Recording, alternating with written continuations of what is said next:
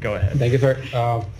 So, a member of the media in Pakistan have reported that Pakistani authorities consulted with the U.S. before the airstrikes in Iran. Is it true? I do not have any private conversations to read out. And sir, India's role in assassination attempt on Sikh activist Gurpatwant Singh Pannu was highlighted at yesterday's congressional hearing on transnational repression. Sir, is there any update from India about their internal investigation on that assassination attempt? So I will say that there is that is the subject of an ongoing Department of Justice investigation, or I should say ongoing legal matter, law enforcement matter, and because of that, I'm going to decline to comment on it. When you say that the election results in Bangladesh were not credible, free, or fair, does this imply that the U.S. will not recognize Prime Minister Sheikh Hasina's fourth straight term? No. So I did speak to this earlier, and what I said was that we are concerned about escalating tensions in the region, and we will continue to urge all parties to show restraint. Say what we say about countries all over the world, which is that we want the elections in Pakistan, as we do all over the world, to be free and fair and held in a manner that allows the Pakistani people to express their will, and we will align our policies to achieve that objective. Off this topic, and before I'll let other people go on to Gaza and the situation there, but I just wanted to ask you really quickly about what your read is, what the administration thinks of the situation between Iran and Pakistan right now, and how concerned are you that this could escalate into potentially, at least on one side and maybe on both sides, a nuclear conflict? So we are concerned about escalating tensions in the region. It's been something, as you know, we've spoken about a number of times. It's something we've focused on. We've been incredibly concerned about the potential for escalation since October 7th, and that's why we have engaged in intense diplomatic efforts to try to prevent escalation.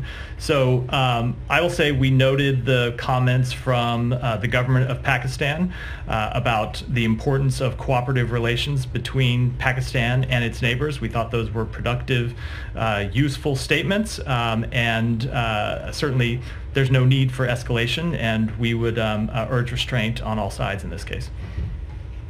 Thank you.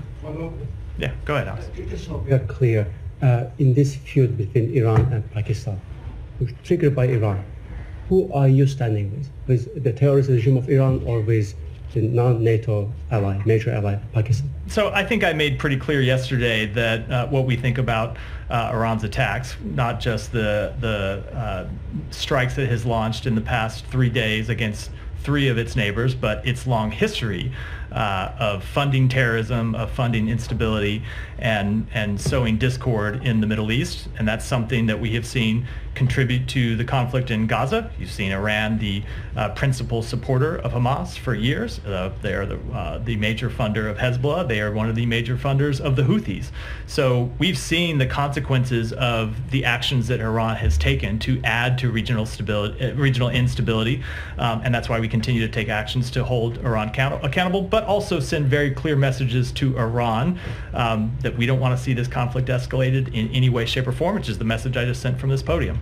If it does escalate, which again is not up to Pakistan, can Pakistan rely on its major ally?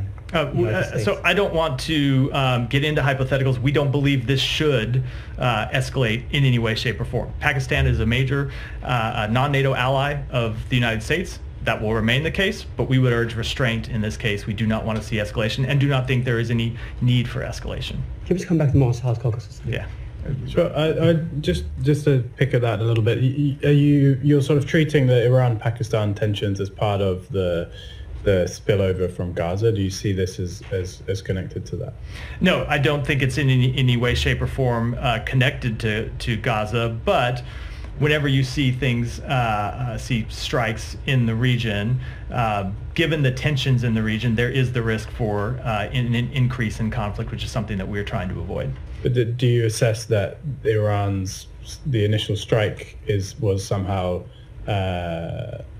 somehow is inspired by or related to what's been happening elsewhere further west?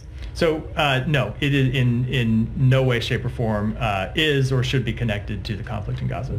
I have more on Gaza, but if we're sticking on this, you can go.